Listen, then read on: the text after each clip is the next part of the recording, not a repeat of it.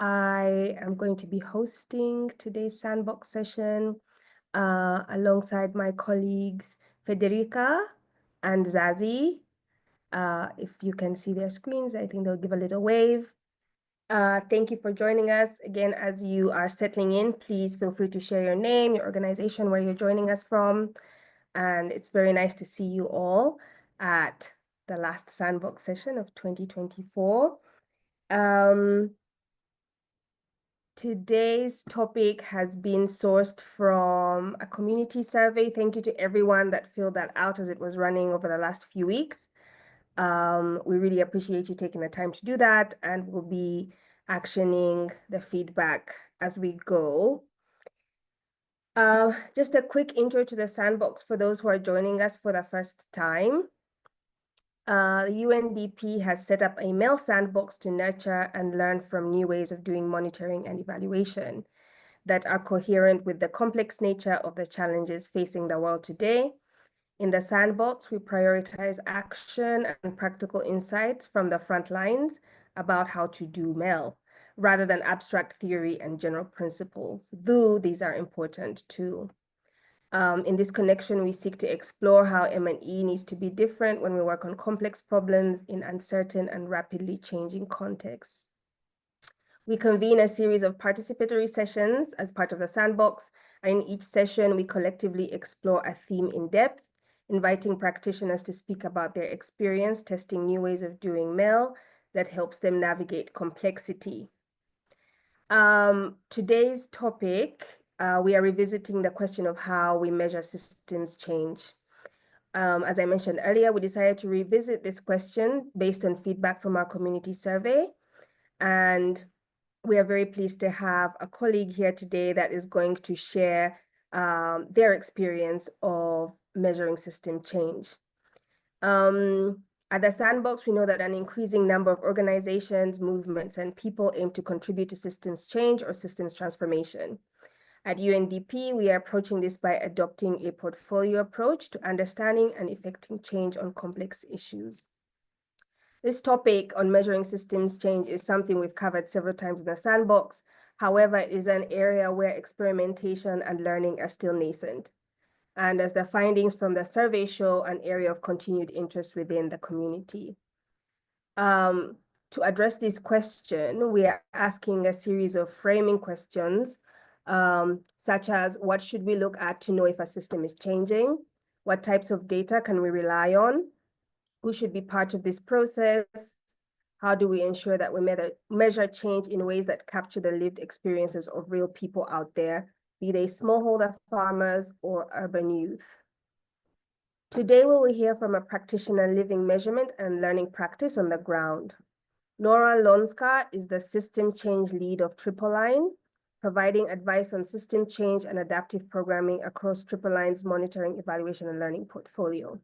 Nora supports organizations seeking to achieve transformational change through developing MEL systems and processes that are geared towards aiding strategic and programmatic decision-making.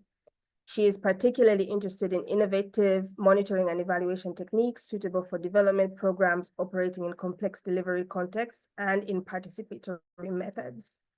Nora will present for 20 minutes, and then we'll open the floor to questions from our participants. Remember that at any time, you're welcome to share any resources that you think are relevant to this discussion in the chat. And please feel free to comment, ask questions, and add any other insight that you might have as you listen into the presentation. Without any further blah blah, Nora, welcome to the mic. Thank you. Thank you so much, Sue. Let me just put up my presentation very quickly.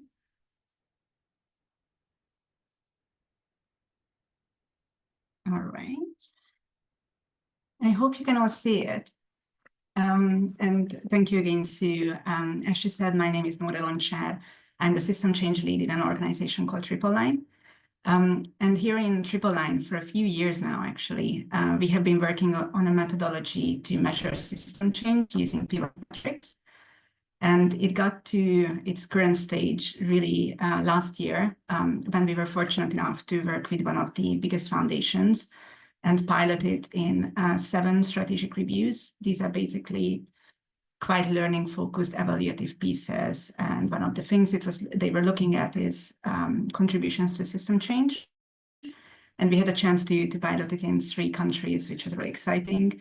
And we keep using it this year as well. And going forward, we are also planning to see whether we can adapt it to be a monitoring tool in one of our programs. So it's really exciting, and I'm really keen to hear any feedback you might have on it at the end. Before I go into details, I just wanted to give you a bit of a background on the inspiration behind the methodology. And what you see on the screen is, I think, almost like an obligatory disclaimer a lot of us MEL professionals have used in this context. I myself very often start by saying system change takes a long time, and therefore it's hard to measure. But I have to say, this sort of statement never really sat well with me for a few reasons. First of all, saying system change in this context is a bit lazy. Systems are incredibly dynamic things, right? They change all the time. We never find it the same from one day to another. What very often we really mean in this context is that we have a very particular way we want to transform systems, or we have a very specific outcome we have in mind for the system to produce. And yes, sometimes that can take a long time to materialize the state. But I think it's also important to keep in mind that that's not always the case, right? Systems are very different. Some are more dynamic than others. Sometimes we join into systems when they are already reaching a tipping point. Sometimes we have big sort of contextual events like COVID that can make things move much quicker.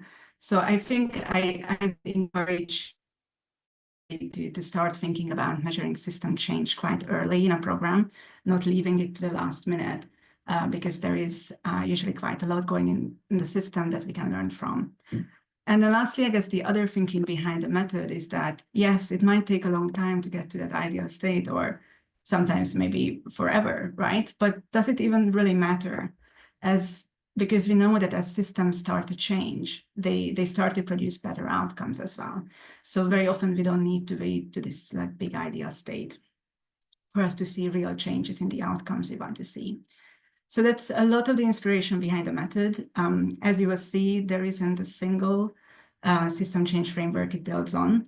What we try to do is bring a few different schools of thinking together, if you wish, to produce a method that worked quite well for us in our context. And so that's really the background, and why I think this is sort of an interesting method, or what are some of the contexts when it can be helpful. As I said, I think this method is quite good to pick out changes in the system that are significant for the sort of higher level objectives we have for system transformation. As I said, like, systems are very dynamic. There's a lot of things going on. So I think this method really helps to pick out the ones that are relevant. And it can also give a sense of the progress these smaller changes represent towards the bigger objectives we have for system change. We also happened to test it in a context where some of the programs that we looked at didn't have a system change objective from the beginning. They contributed to it, not so much by design, but sometimes by happenstance. So it works in that context as well. So it can look back on programs that didn't have a measurement framework in place for system change. Then the fourth point on the slide is I also feel very strongly about this one, because I feel when we keep telling people, especially people on the ground, that system change just takes such a long time, it's so hard, I think it can be quite disheartening. And with this methodology, we also wanted to shift the conversation and show that, there are small shifts to the right direction, even if they are small or incremental. And through that, show that, change is really possible. So it's an important thing to work on. And then lastly, I also should say that the context in which we have piloted this method was much more about learning and supporting adaptive management, not so much about accountability. So just keep that in mind. But I think there are definitely elements of this framework that can be adapted to make it more accountability focused. So what are pivot metrics? Pivot metrics are basically proxy indicators. As I sort of alluded to it, we use them to analyze changes that we see in the system to try and understand just how significant these changes are for our system change objectives and what progress they represent. And we tend to look for changes at 2 points in the path phase to system change. One is what we call leverage points. These are basically these special places in the system where if we achieve even a small change, that can have a bigger knock-on effect on the whole system. It almost works like a domino effect. And when we analyze changes at around these points, what we are trying to see is what kind of progress that we have achieved towards our system transformation objectives. And then we also look for changes around what we call mechanisms of transformation. These are basically sitting between this transformed system that we want to see and the way we want to transform and the higher level objectives we have for the system. So very often we want to achieve system change because we look for job creation, economic growth, empowerment of certain groups. So what these mechanisms of transformations are really are these incremental changes in the change pathway that we expect to see some changes before the higher level results materialize. So we also use pivot metrics here. I also have to be honest, I think that's the part of the framework that is working less well at the moment. And we're really thinking about how we could maybe bring in a bit more quantitative methods around this area. And hopefully one day we will have a chance to test it as well. We typically use 4 pivot metrics. I should also say that these pivot metrics can be tailored to the context of the program, the thinking of organizations. We picked these 4 because it worked quite well in our context. And the way the logic of them works is that the further down we go in the grades, a stronger indication of system change. It's a stronger indication of system change or stronger progress towards system change. And the reason why we think that this could be also a quite helpful monitoring tool, because what we see is very often the changes that we pick up sort of develop over time along these different grades. So there is, we think that coming back year on year to the same change, we might be able to track progress around the significance of the changes.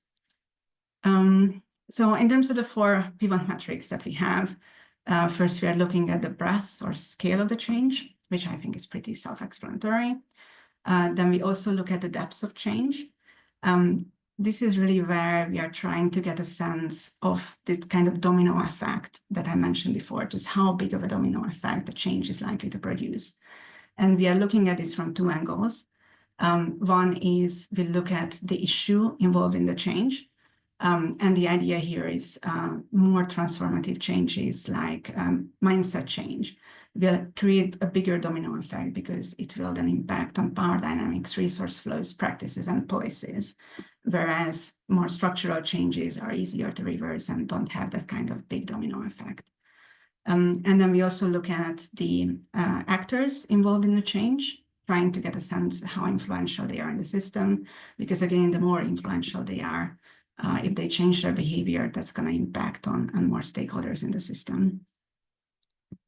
Then we also look at the speed of change. We do harvest and capture negative changes as well. I think that's quite important.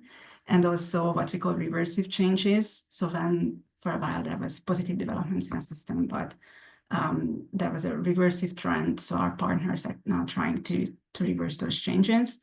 I think these are quite important, but doesn't necessarily take us closer to our higher level objectives at the moment. We also sometimes see what we call disruptive changes. And these are changes that go a bit against the grain. There might be a bit of a resistance towards change in a society or in an ecosystem. And the idea here is that if there is that resistance, then the speed at which this domino effect will affect the system will be much slower. Then when we see what we call accelerating changes, which are changes that there's already a lot of support for, maybe there's a bit of a tipping point building up, so that's going to be a much quicker change. And then lastly, we also look at the inclusivity of the change. The thinking here is that there isn't real system change without change that's equitable and benefits everyone. So we also look at that. And how we operationalize this. So what you see on the screen is it's a bit of a summary of our methodology. We tend to start with identifying the pathways to system change. Sometimes our partners already have some thinking around this, so there is something we can build on and just maybe add in the leverage points and the mechanisms of transformation. Sometimes we need to develop it from scratch. For this part, we tend to work with our partner, our funder, so not the organization implementing the program that we are looking at, but the funder, and we try to do this for a portfolio of programs, not just for a single program. And then we map the program back on this pathway, basically. Usually we have a workshop. We use what we call a stakeholder influencing tool to help with this. And through that, we get the information we need on our end and go and develop the pathways ourselves and share it back. It's a bit different for the mechanisms of transformation because there we usually develop a list quite early on of potential mechanisms of transformation. Luckily, there are so many ways things like job creation or enterprise growth can happen. So we can just develop it in advance and then map it back to the pathways. And then once that's done, then we go on to harvest the changes. This is something that my team does. And as I mentioned, these measuring system changes part of these wider system strategic reviews that were looking at a number of different things, not just system change. So it was, I think, sort of a blessing and a curse at the same time. It was definitely a blessing because it allowed us to speak to more stakeholders than we usually would be able to. But it was a bit of a curse because we, of course, had to then cover so many different topics in interviews. So we didn't have the chance to go into a lot of detail around system change, certainly not as much as I would usually like. But overall, I think sort of the model works well, doing a bit of primary data collection, also looking at secondary literature to harvest the changes. And then we have a change harvesting template that we use, which basically makes the team to grade the change along the pivot metrics, provide some justification or evidence for the grading. And then that template also looks at the contribution of our partners to the change. As I said, the focus wasn't so much on an accountability in our case, it was more learning oriented. So this section was quite practical. It used a very basic RUG rating, but that's an element, I think, of the framework that can definitely be developed further to strengthen focus on accountability. And then we also look at the strengths of the contribution of our partners. Yeah, sorry, that's what I said. No, we are also looking at the strengths of evidence behind the change. And we also do like a similar RUG rating there. And then once that's done, the next step is that we take a look at all these changes that we have harvested and try to map them back to the pathways to system change that we have identified in the beginning. Usually there are, I don't know, somewhere between 3 to 8 pathways in the portfolios that we have been typically looking at. So we are trying to see for each pathway what kind of changes we have identified, and I can show you an example later on how this looks like in practice. I think it's quite a good way of doing it. It's easy for anyone to understand and sort of make it a bit more digestible, the analysis.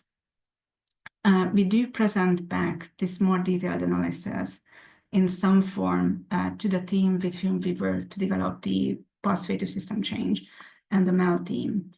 But our experience is that for most stakeholders and for the majority of the audience that we have for these reviews, they are leaders in the organization, they are other program teams, and usually they don't have that much interest in the methodological nuances. it's really exciting for us. But for them, what they want to know is, okay, so what? What does this mean? So what we very often do is leave this detailed analysis in Annex, and then when it comes to the main report, then we provide like a very high-level overview of the changes along the pathways. But then the main body of the report is very often focusing on what we can learn about what works to contribute to system change, what doesn't, where are opportunities for scale up, where are gaps, where we know that there is an important leverage point, but nothing is really happening. So how can we maybe invest more in those areas, or are these leverage points that are a bit frozen, so one shouldn't invest around them? So it's a much more sort of forward-looking analysis of system change. And then lastly, this is something we've introduced this year in one of our reviews. What we have started to do is pick a couple of changes that we harvested that our partner is very interested in, and then do a deep dive, basically, do a bit more data collection around this change, trying to bring in more perspectives. Also did a reflection workshop with the program implementers themselves to learn. And this is really a very strongly learning focused case study. So trying to see, what works, what doesn't, what might be some of the other contributing factors to system change, under what conditions system change happens, and try to include some recommendations. I think it worked quite well at the end, and they're really interesting case studies. So we are hoping to be able to keep this part of the method as well. And then lastly, before I finish, I just wanted to sort of show you how the analysis looks like for a pathway. As I said, we have many pathways, so we do this analysis for all of them. And what we see here really in the pink boxes, you can see the leverage points, and the orange boxes describe how we want the system to look like when we are successful. And then in the dark blue, you can see sort of this higher level objective or outcome we want the transform system to produce. And then we map against this, what you see in the green bubbles is the number of changes that we have harvested. And I don't think we got the visuals quite right here, but like we are also trying to give a sense with the border and thickness of the border of just how significant this change is. And you can see that sort of in the background, we also have this, which is basically for each of the changes that we harvested, which is on the left, we do the pivot metrics. We try to do a bit of a reg rating kind of system to give us a quick overview of the significance of the change. So that's it, really. And thank you so much again. And I'm really keen to hear any feedback you might have or any questions. Thank you, Nora. Thank you. There's a few questions that have come up, and I will share them with you shortly. I'm really interested to hear a bit more about dilemmas that you faced when designing and developing this approach, and to hear a little bit more about the assumptions that underpin the approach.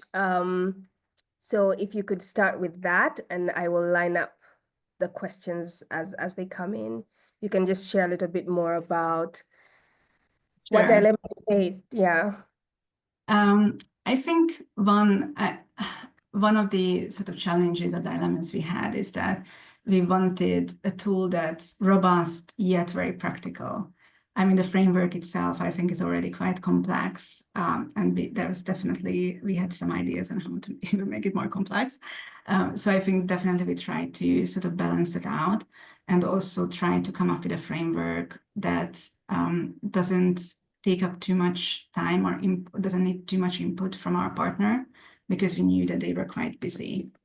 So that's why we involved them in the beginning with the pathway identification, which is actually, I think, is quite an important step.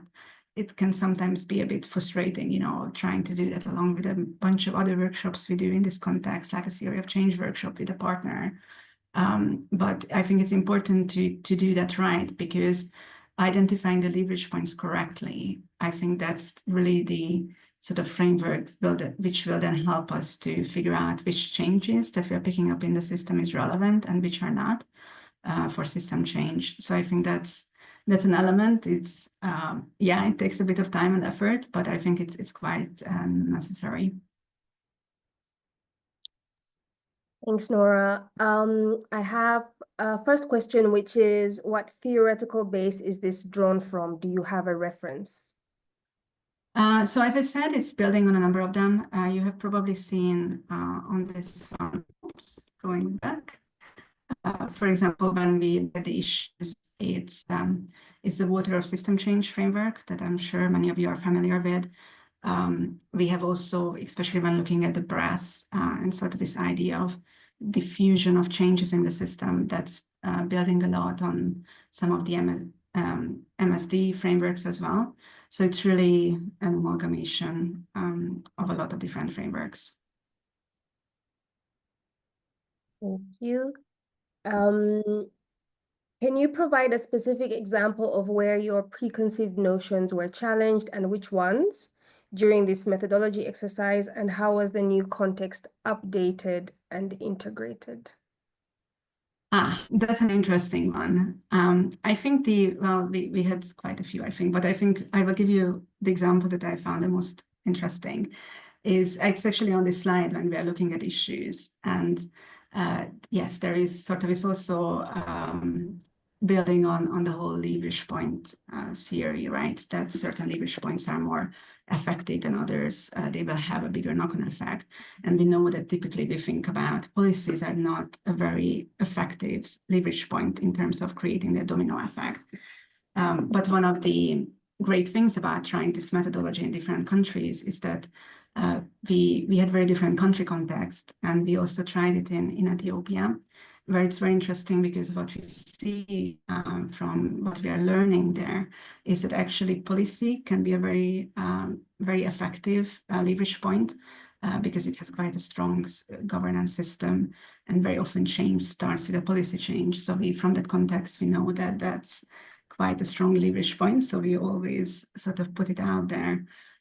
Although we also know that it usually works better. Well, at least our observation is that we see sort of a system change starting when this sort of top-down interest is there from policymakers, but then at the same time, there is also bottom-up pressure. And sort of, yeah, it works under specific conditions. But yeah, I think that was one of the areas where some of our original ideas were challenged. Thank you. And a colleague wants to know if you can share an example of a report that uses this methodology.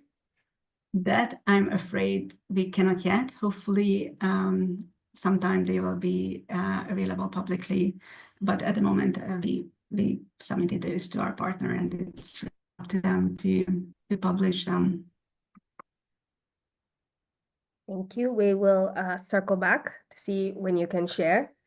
So here's one that I've got even prior to this discussion. Why do we refer to these as pivot metrics and not what I know as traditional leading indicators, indicators or metrics, or leading proxy indicators for systems change? Is there a difference?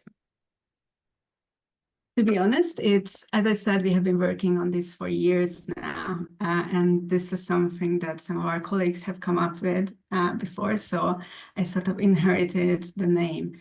But the idea is, I think, is the same, that we are trying to look at these sort of pivot points in the pathway, and sort of looking at these intermediary steps in the chain, and try to use those to get a sense of progress.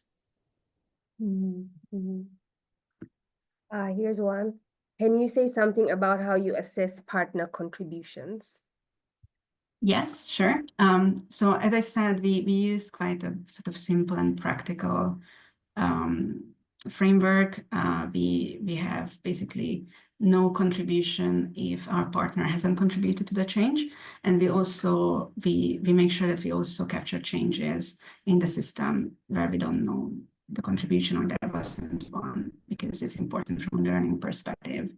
Then we have medium contribution if our partner contributed to the change, but the change would have happened without them as well.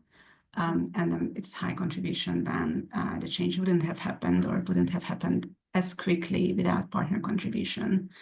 And what we try to do during data collection is we speak to many stakeholders, some linked to the program, others are more independent, and check with them what's their understanding of contributions to change from our partners. Interestingly, quite a few of the programs that we have worked on were really big programs and almost like flagship, well-known programs in the sectors that we were looking at. So I think it was also quite interesting.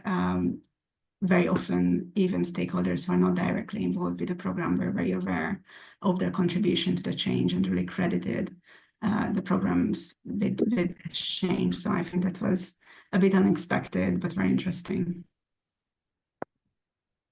Thank you. And a follow-up to that was, can you say a bit more about how you assess strength of evidence? Yeah, that's a very similar system. We try to see to what extent we could triangulate the change.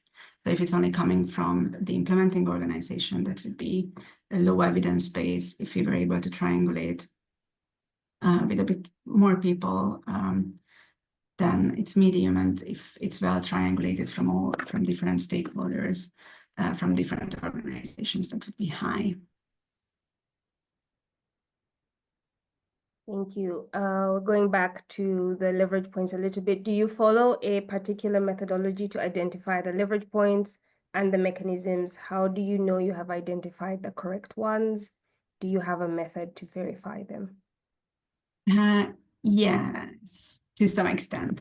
I mean, as with the theory of change, very often these pathways are similarly a theory, right, of our partners and how they see the leverage points in the system. But we do use a method. We use stakeholder and influence mapping, which basically means that we sit with our partner. We identify the most significant stakeholders at the micro, meso, and macro level. And then map out the influence relationships between them, and then pick those that seem to have the highest influence over the system. And then we have a bit of a discussion that, okay, what kind of changes do you want to see in the policies, the behaviors, the mindsets of these different stakeholders? And from that, we got the leverage points. We do a bit of a sense check, and based on our understanding of the systems, we have a whole team working on it who know the system quite well. So we sometimes, exercise our judgment where we feel that, okay, maybe this is not quite the strong leverage point you think it is, and sort of try to guide the conversations, facilitate the conversations during the workshop as well to challenge some of these thinking. But yeah, that's how we do it. Mechanisms of transformation, that's a mix of sort of literature review and expert knowledge of the field, basically. Mm-hmm. On the mechanisms of transformation, we have a question here. So statement/question. They sound like pathways of change in a TOC. Do you expect they follow change registered on leverage points logically and in measurement? Given the definitions of each that you shared, can you share an example with system change reversing and talk about reversive change and how you use that? Sure. Yes, the mechanisms of transformation are, very similar to a TOC. That's where the idea comes from. We are using them. Let me just get here. So you can see that they sit really between the orange and the dark blue boxes. So basically between the change in the system we want to see and the outcomes of the change we want the system to produce after it transformed. So that's really where it sits. And yeah, it borrows from the idea of a theory of change. And the idea here is that, yes, I think this really can take some time to materialize, even when change starts to happen quicker than the change in the system. But it takes a while to translate into this higher level result we want to see. So we are looking at these intermediary change processes and try to see whether they are taking place as sort of a proxy for the higher level results. And I have yeah, by the way, this is the what you can see on the screen here is an example of a stakeholder influence map. So you can see it's a big spaghetti ball, but we really use it more as a facilitation tool, not as the final outcome. And then here you can see a few examples of the mechanisms of transformation. For example, for enterprise growth, typically the way companies grow is that there is either an increased efficiency in the business, or the business environment became more conducive to growth, or the company was able to diversify or introduce innovations in their products and services, or they increase their market reach, there is increased market demand, or they have expanded to new markets. So, there is sort of an infinite way businesses grow in reality, and this is how we do that. And I feel there was a second part to this question, so yes, on system change reversing and reversive change, and how you use that, how we could use that. Yes, we had negative change in our work. We haven't seen in our work a reversive change, but I would, as an example, I would say, for example, if there is an organization in the US these days who works on women's empowerment, I think female reproductive rights can be an example where that perhaps there is a bit of a reversive change in the system. So if an organization wants to further women's rights around this issue, and they managed to achieve some success of reversing some of these negative trends, that's something would be a reversive change. Thanks, Nora. Have a request on whether it's possible to have access to the template you use for harvesting the changes. Yes, sure. I actually also have a bit of a example, I think, over here. Sorry. This. So this is how it looks like, really. I'm happy to share this. There's really nothing very complicated about it, but as you can see, it sort of has a bit of a section around describing the change, making clear what leverage points the change belongs to, and then providing the grading. And then down here you have the partner contribution. So yeah, happy to share if it's of interest.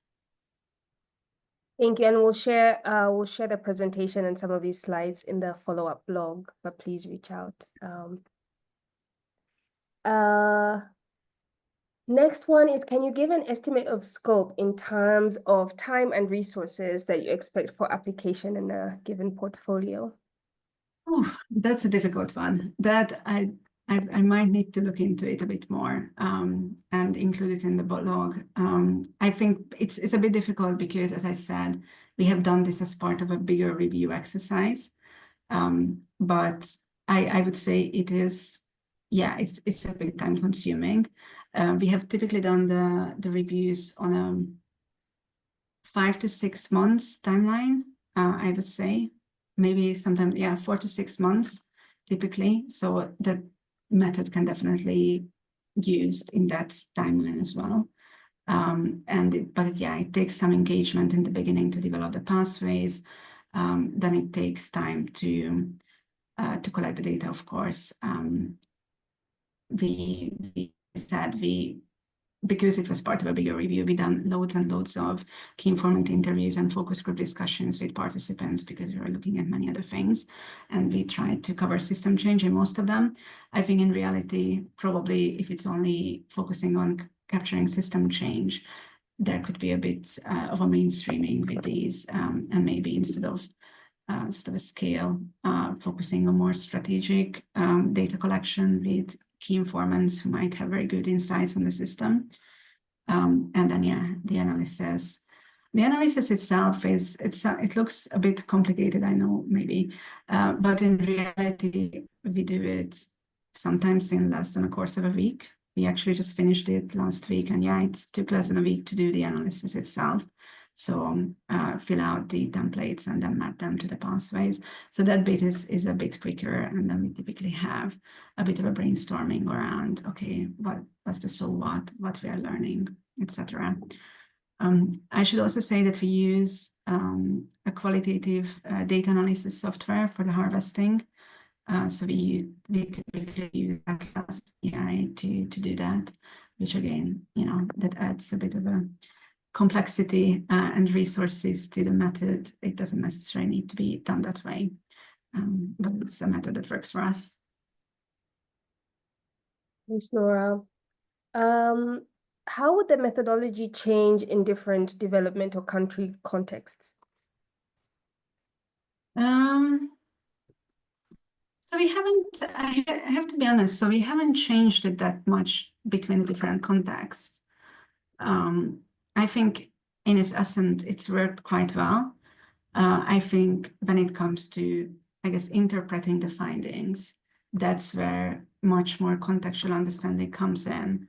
And, that kind of sort of understanding translating into sort of opportunities and lessons for programming. That's where we need to do much more of that. But otherwise, I think it worked quite well. I would say some of the contextual challenges that we have faced is some of the countries that we work at the moment, there is a bit of a research fatigue. So I think that was one area where we struggled a little bit, especially in Kenya, interestingly.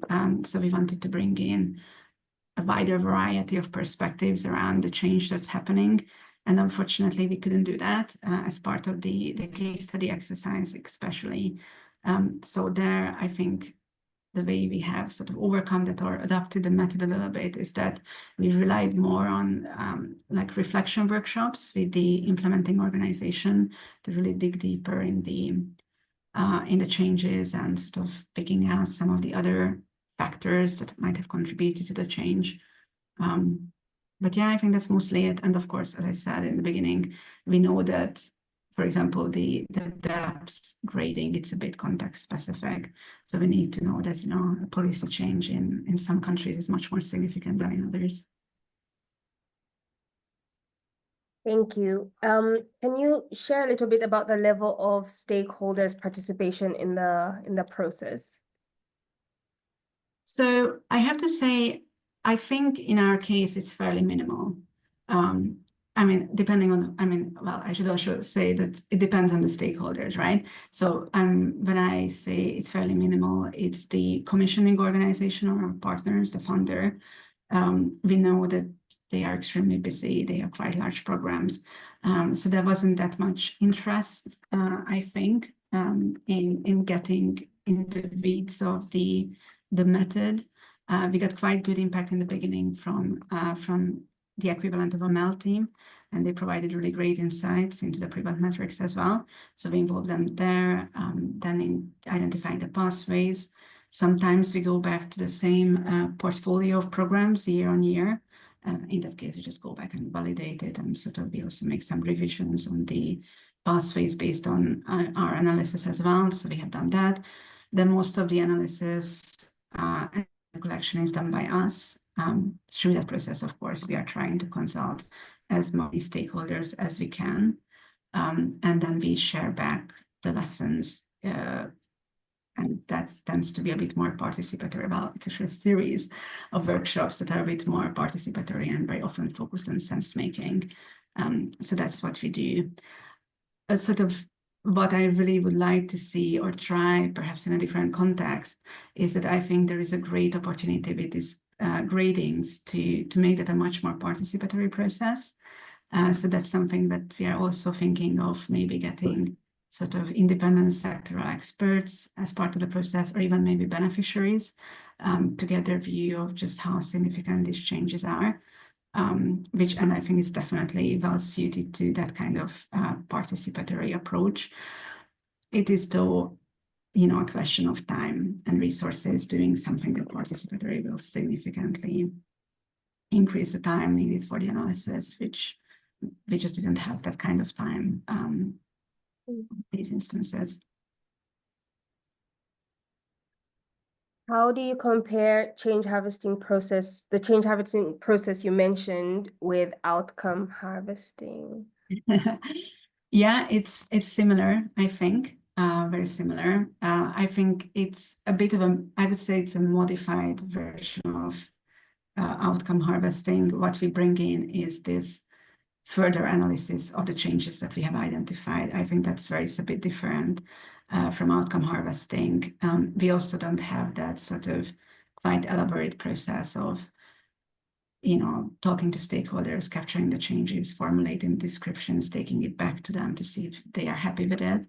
So that sort of process is not something that worked quite well in this process because of the time and sort of level of interest, I guess, as well. But yeah, it's similar.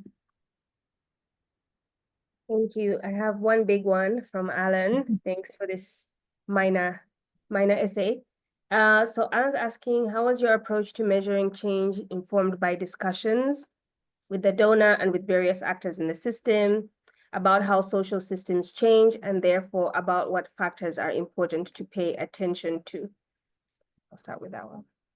Yeah, I think the first time we used a similar method, so this idea of grading wasn't part of it, but the first time we used the pivot metrics method, I think that was developed quite closely with at the time Feed the Future. It was a few years ago, and then, as I said, we kept iterating the method internally, and I think we got a lot of inspiration from the global literature, from events like this, listening to practitioners.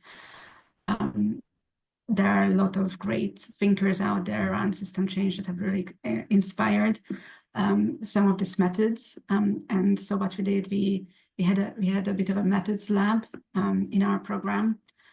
So we brought together different team members and we talked.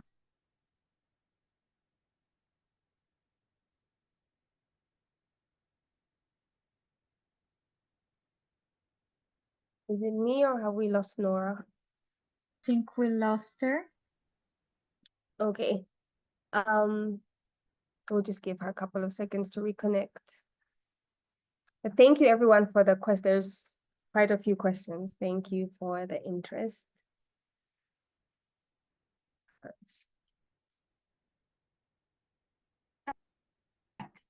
Hi. Hi, I'm not sure what happened. Where did you lose me? I don't even remember. But maybe I can ask the follow-on to Alan's question, which was how did you or how would you handle substantive disagreements about how social systems change?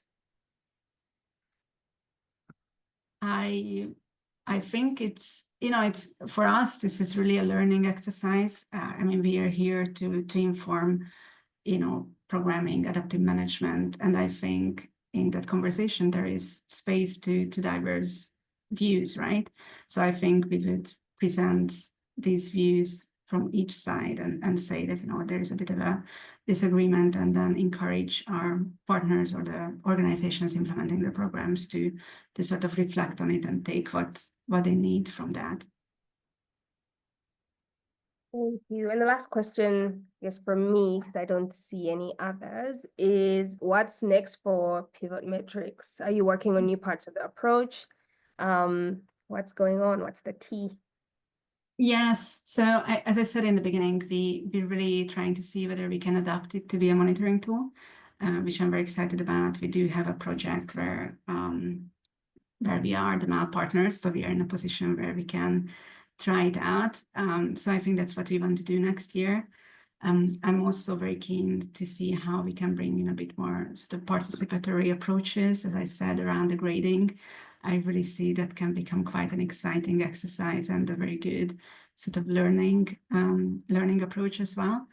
And then lastly, I think I also mentioned this, but we know that there's a lot of interest in sort of combining qualitative and quantitative methods in a framework. And well, in all honesty, this is very much a qualitative method. And I think there are areas where I can definitely see space to bring in some more quantitative approaches, especially around the mechanisms of transformation, seeing how we can bring in either more secondary quantitative data or also doing some of our own survey to get a sense of what's going on in the system. And well, hope we will have the opportunity one day to do that. Great, thank you. Do you have any reflections or questions for the community, Nora? You've given a lot, thank you. Yeah, thank you so much. And yeah, your questions are so helpful, very tough sometimes.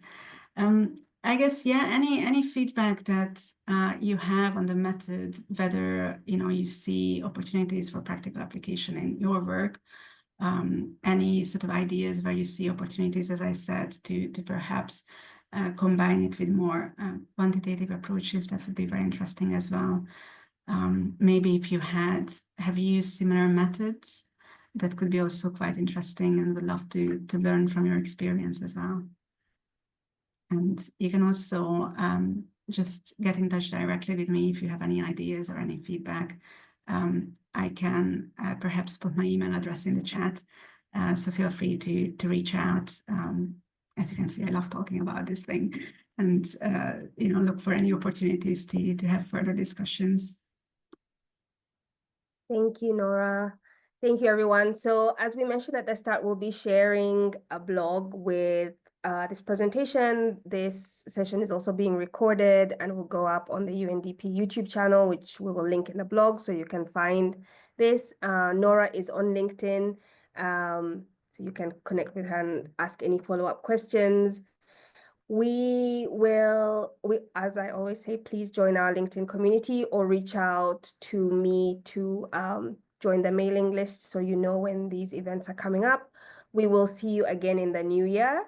Thank you again for everyone that filled out the survey. We are lining up some sessions based on that, as well as some sessions based on the SMLE guidance that we're putting together and that a few of you have joined us in testing.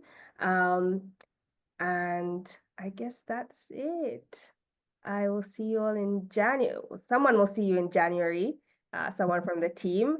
And thank you so much for your time and for spending the hour with us. Ciao.